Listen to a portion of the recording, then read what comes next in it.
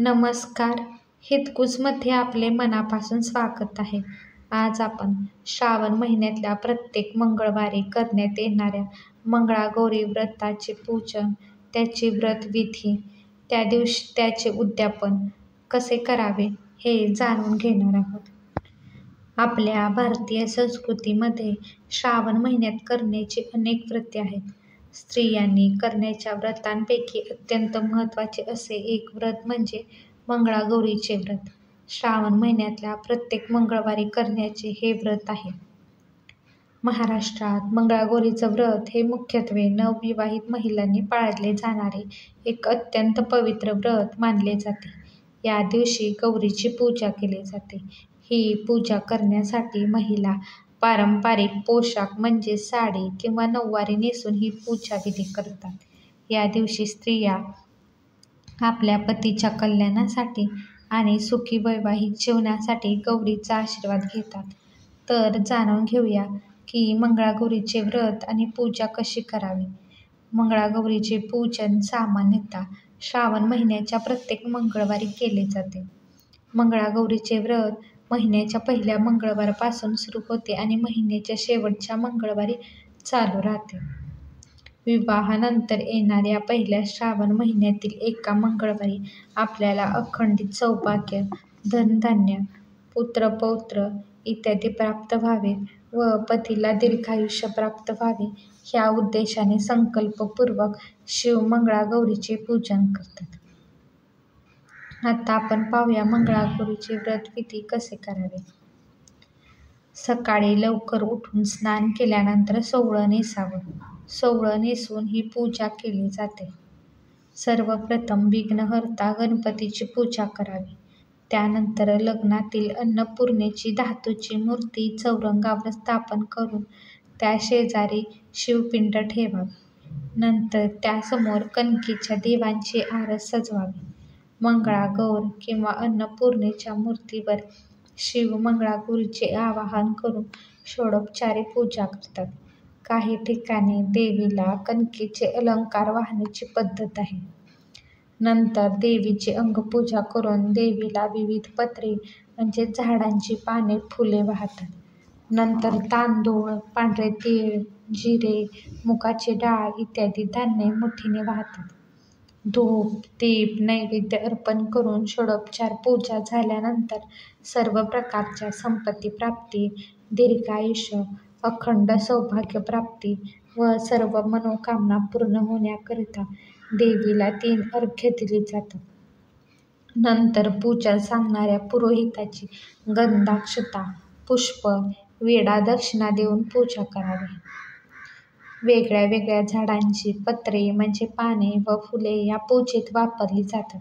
ही झाडे औषधीदृष्ट्या अत्यंत महत्त्वाची म्हणून आयुर्वेदात मानली गेली आहेत. अर्जुन सादडा, आघाडा, कण्हेर, चमेली, जाई, डाळिंब, डोरली, तुळस, दुर्वा, धोत्रा, बेल, बोर, माका, मोगरा, रुई, विष्णुक्रांता, शमी, शेवंती वगैरे झाडांची पाने या कामाला येतात. पूजा करताना 16 प्रकारच्या पत्री देवीला अर्पण केल्या जातात. यानंतर इतर फुले व पत्रींनी पूजा सजवून मंगळागौरीची कहाणी वाचावी. देवीला विविध पक्वान्नांनी युक्त महानैवेद्य अर्पण करून कणकेच्या 16 दिव्यांनी व काडवातींनी आरती करावी. ब्राह्मण, सुवासिनी व आप्तेष्टांसमवेत भोजन करावे. व्रत करणाऱ्या सुवासिनीने मात्र न बोलता जेवावे अशी काहीशी गमतीदार रूढी आहे. संध्याकाळी पुन्हा देवीची आरती करून देवीसमोर पारंपरिक खेळ खेळून जागरण करावे. आजकाल हे पारंपरिक खेळ खेळण्याकरता काही महिला मंडळीही बोलावली जातात. मंगळागौरीसाठी महिलांना आमंत्रण द्यावं. त्यांना भोजन, हळदी-कुंकू द्यावं. संध्याकाळी आरती करावी. रात्रभर जागरण करावं. सुवासिनी महिला फुगड्या, झिम्मा खेळत गाणी गात मंगळागौर गाजवतात. मंगळागौरीच्या वेळी खेळण्यात येणारे खेळ. जागरणाच्या वेळी विविध खेळ खेळण्याचा प्रघात आहे. खेळांमध्येही परंपरागत चालत आलेली गाणीही म्हणतात. लाट्याबाई लाट्या, सारंगी लाट्या, अठूड केलं गठूड केलं आदी गाणी म्हणण्यात येतात. नऊवारी लुगडे नेसवून व नाकात नथ, पारंपरिक दागिने घालून हे व्रत करण्यात येते.